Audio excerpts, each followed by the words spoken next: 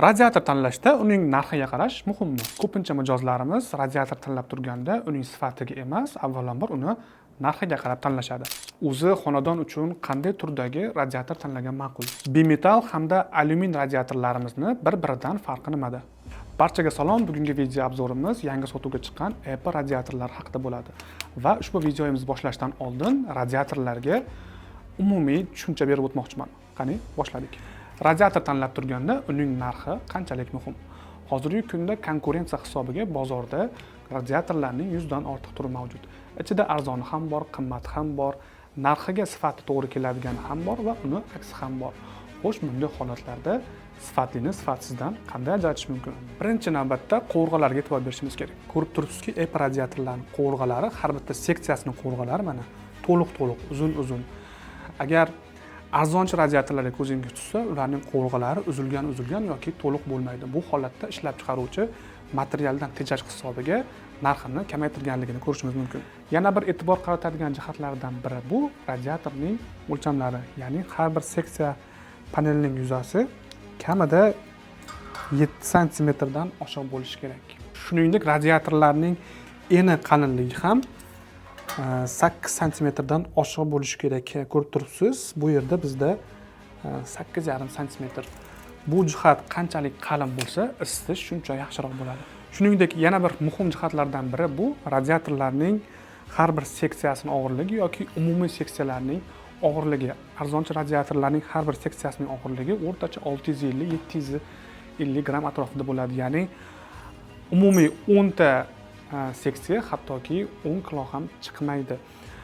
Qimmat va sifatli radiatorlarning har bir seksiyasi har biri 1 kilogramdan oshiq bo'ladi. Ya'ni radiator tanlab turganda albatta radiatorning vazni muhim jihatlardan biri. Radiator yuzasidagi kraska ham muhim faktorlardan biri hisoblanadi. Qimmat sifatli radiatorlar poрошковый, ya'ni kukunli kraskadan foydalanishadi. Bunday turdagi kraskalar uncha-munchaga yuzasi qirilib ketmaydi. Yuqori haroratga chiqqanda sarg'ayib ketmaydi va kraskasi tashlab yubormaydi. Arzonchi radiatorlarga ko'zingiz tushsa, ya'ni kraska yuzini nomiga qo'lingiz bilan qirib ko'rganingizda o'zi farqini bilasiz, qirilishni boshlaydi. Shularni barchasidan kelib chiqsak, arzonchi radiatorlar ishlab chiqaruvchilari bozorda qanaqadir raqobat qilish ilinjida radiatorni sifatidan emas, narxidan yutishga harakat qilishadi. Xomashyodan tejashadi, radiatorlarni kalta qilishadi, og'irligini kamaytirishadi va hokazo. Va umumiy qilib aytganda, arzonchi radiatorlarning har bir seksiyasi 100-150 vatt berish kerak bo'lgan joyda 80-90 vatt berib turadi. Ya'ni xarakteristikasiga to'g'ri kelmaydi va ushbu radiatorlarni mijoz sotib olib o'z xonadoniga borib o'rnatganda xonadonlari negadir isimasdan turaveradi. Vaholanki, vatt radiator tanlashdagi eng muhim jihatdir va aynan shu jihatga qarab turib usta yoki proyektor sizning xonadoningizga qarab turib hisob-kitob qilib beradi. Mana nima uchun radiatorni narxiga qarab emas, sifatiga qarab tanlash kerak. Zero arzon mahsulot sifatli bo'lmaydi, sifatli mahsulot esa arzon bo'lmaydi. Radiatorlarning turlari haqida gaplashamiz. Bozorda radiatorlarning chugunli varianti bor, panelli varianti bor, alyuminiy varianti bor va bimetallik radiatorlar mavjud. Bozorda eng keng tarqalgani esa alyuminiy hamda bimetallik turlari. Hozir aynan shular haqida gaplashamiz va ularni bir-biridan farqini to'liq tushuntirib beraman. Alyuminiy radiatorlarimiz to'liqligicha alyumindan tayyorlangan bo'ladi. Bosimga chidamliligi yaxshi bo'ladi va oddiy xonadonlar uchun mos keladi. Bimetallik radiatorlarimiz ikki xil materialdan tayyorlangan bo'ladi. Ichki qismi metaldan, ustki qismi esa alyumindan tayyorlanadi. Shuning hisobiga bimetallik radiatorlarimiz alyuminiy radiatorlarga qaraganda og'irroq bo'ladi.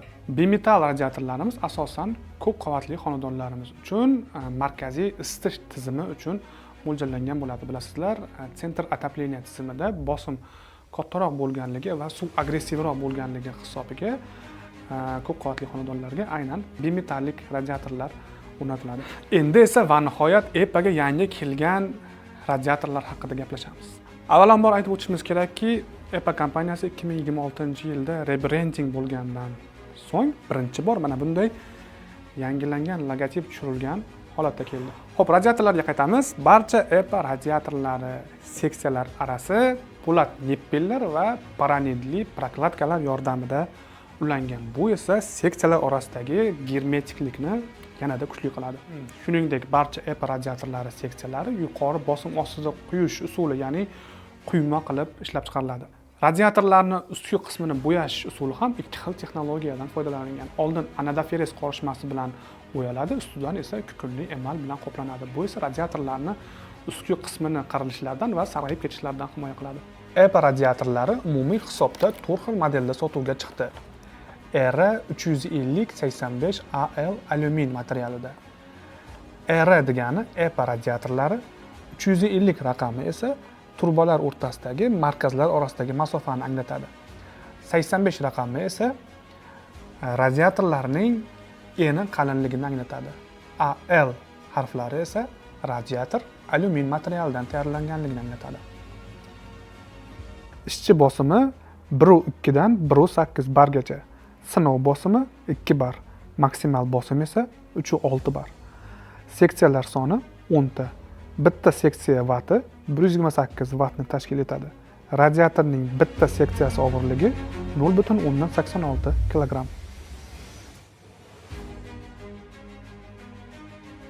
Keyingi modelimiz R-500-80BN. 500 raqami bu markazlar arasidagi masofa. 80 raqami radiator qalinligi. BM harflari esa radiator bimetal materialdan tayyorlanganligini anglatadi. Ishchi bosimi 1.2 bardan 1.8 bargacha. Sinov bosimi 2 bar. Maksimal bosim esa 5.1 bar. Seksiyalar soni 10 ta.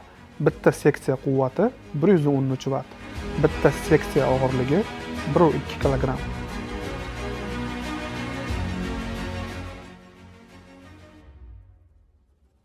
Keyingi modelimiz R500-100AL. 500 raqami markazlar arasidagi masofa, 100 raqami radiator qalinligi, AL bu alyumin materialdan tayyorlanganligi. Ishchi bosimi 1.2 dan 1.8 bargacha. Sinov bosimi 2 bar. Maksimal bosim 3.6 bar. Seksiyalar umumiy soni 10 ta. Bitta seksiyaning quvvati 150 vatt. Bitta seksiyaning og'irligi 1.25 kg. Va so'nggi modelimiz R-500-100BN. 500 markazlar orasidagi masofa, 100 radiator qalinligi, BM bu bimetal materialdan tayyorlanganligini anglatadi. Ishchi bosim 1.2 bardan 1.8 bargacha. Sinov bosimi 2 bar. Maksimal bosim 5.1 bar. Umumiy seksiyalar soni 10 ta. Bitta seksiya quvvati 158 vatt. Bitta seksiyaning og'irligi 1.85 kg.